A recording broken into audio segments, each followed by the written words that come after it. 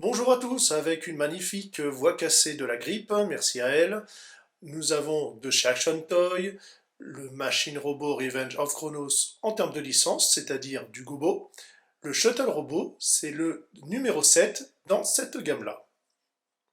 Alors on a toujours notre grosse boîte, le robot devant, ici vous avez la navette. On va déballer, on note ainsi la notice en couleur, qui vous présente comme d'habitude les différentes étapes. Bien sûr, on a le stand, donc je vous laisse voir les précédentes vidéos, puisqu'on peut faire quand même pas mal de variantes avec. Donc le robot présenté en mode navette.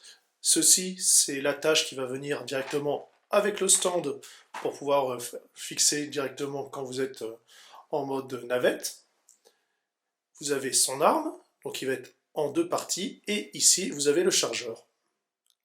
Alors l'arme c'est assez sympa comme ça, hop, façon assemblage, ici.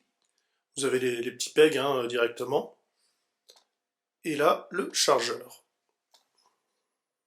Même si la navette est vraiment sympa, on va noter quand même pas mal de soucis, c'est-à-dire les pans qui vont vraiment avoir du mal à se clipser, mais surtout cette partie-là. Donc là, ça va venir du fait de l'articulation, qui, ne va pas remonter assez loin, et surtout, qui est assez dur directement à clipser. Donc il va sûrement falloir mettre un bon coup d'eau chaude pour un petit peu déformer la pièce, pour qu'elle puisse justement aller là-dedans. L'autre côté, c'est un peu moins pire, ça va se clipser, mais il y a encore quand même pas mal de jours. Là-haut, bon, en cherchant, on arrive à faire quelque chose, mais c'est vrai que mon exemplaire, c'est pas ce qu'il y a de mieux, ça tient moyen. En dessous, l'undercarriage, bon, on voit quand même assez facilement le corps directement du robot, et ici, on va avoir ses jambes. Ici, on va avoir les pieds qui servent également de talon et de réacteur. Donc l'idée est pas mal, mais voilà, c'est vrai que là, cet exemplaire-là, en tout cas en mode navette, on va dire, peut vraiment mieux faire. Les armes, vous pouvez bien sûr les camoufler dans le vaisseau. Ici, donc on a directement la crosse avec la poignée. Et là, entre les jambes, on va avoir le canon. Pour ce qui reste, c'est-à-dire le chargeur, je vous montrerai ensuite, on va pouvoir le planquer justement dans le cockpit. Si vous souhaitez recréer le pas de lancement, attention, vous n'aurez pas accès au bras, à moins que vous ayez bien sûr d'autres modèles, que justement vous aurez ainsi pouvoir utiliser les pièces, puisque en fait, les bras d'articulation vont effectivement servir justement pour former la structure. Bon, après voilà, comme je vous disais, en cherchant un petit peu à bien travailler les pièces avec un peu d'eau chaude et de la douceur, on y arrive, tout va se clipser correctement. En métal, en fait, vous avez les jambes et ici la partie du torse. L'astuce pour qu'il tienne, puisqu'en fait il va reposer que sur les réacteurs, c'est d'avoir justement le support pour faire tenir via le stand, qui est ainsi placé. Par contre, attention, ça reste quand même de l'équilibre. Ensuite, vous allez rabattre les ailes. Vous voyez que là, vous avez un picot. Le trou qui va ici, donc on va totalement replier pour aller le chercher et le clipser. Pareil de l'autre côté. Vous allez pouvoir séparer au milieu les jambes, comme cela. Vous avez les pans, les fameux pans justement qui tiennent assez difficilement. On va déplier, comme cela, qui tiennent normalement avec des petits clips, mais c'est plus un positionnement qu'autre chose. Les jambes, on va pouvoir un petit peu les déployer, puisque vous voyez, en fait, elles ne sont pas entièrement droites, mais penchées pour la transformation. Derrière, vous avez ces panneaux-là qui vont se replier ainsi. Ici, on va replier jusqu'au petit clips. On finit ici par le pied, donc vous avez le petit ergot comme ça, la rotation, qui va permettre ainsi de le mettre dans le bon sens. Normalement, vous avez les pans qui se replient complètement, voilà. Donc là, c'est un peu compliqué, il va falloir que je gratte un petit peu le plastique pour ça y chercher plus loin. Normalement, il va comme celui-là.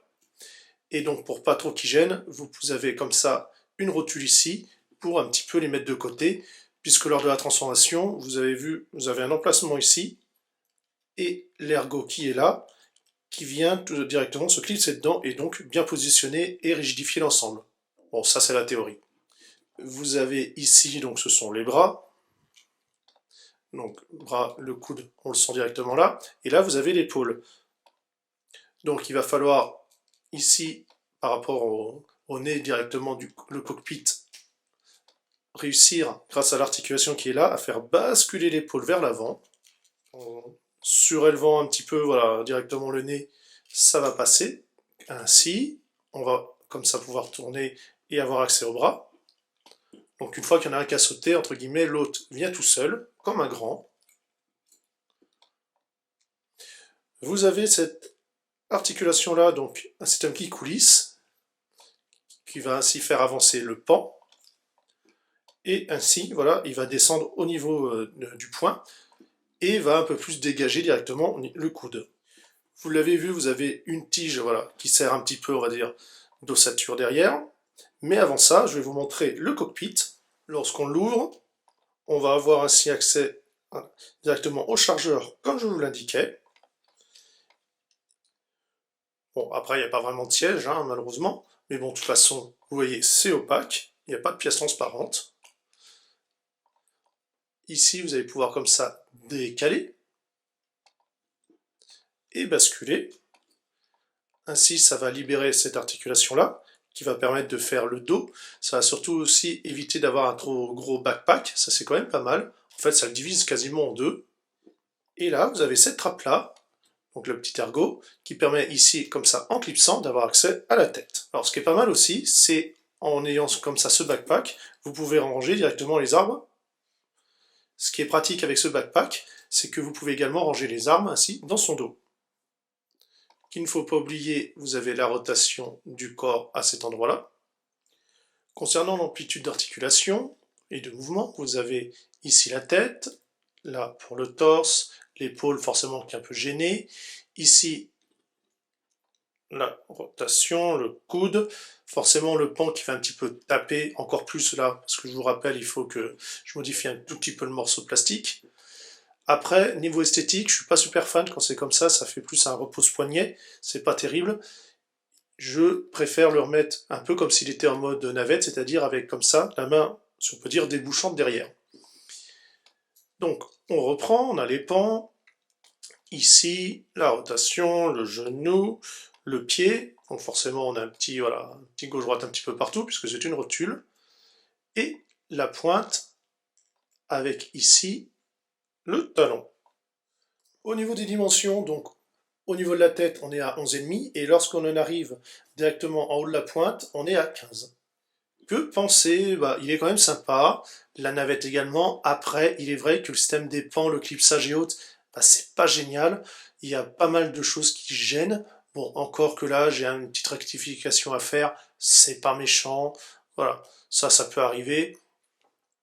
Mais ouais, on va dire joli de loin, mais de près, quand on fait un peu plus attention, c'est moyen.